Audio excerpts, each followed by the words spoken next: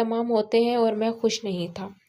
शादी की रात अपने कमरे में जाने से पहले अम्मी ने मुझे कहा था, मेहरीन बेकसूर है अस्वद, उसकी कोई गलती नहीं है। उसने कुछ नहीं किया। तुम उस पर कोई ज़्यादती मत करना, जो हो चुका है उसे भूल जाओ।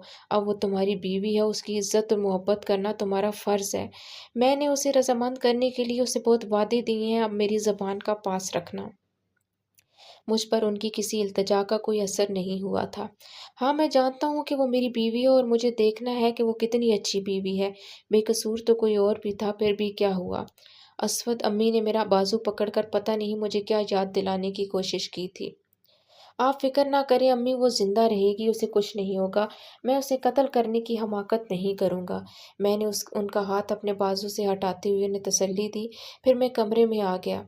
वो सर झुका अरूसी लिबास उसी जगह बैठी हुई थी, जहाँ मैं मशल को देखना चाहता था और मशल इस वक़्त कब्र में थी।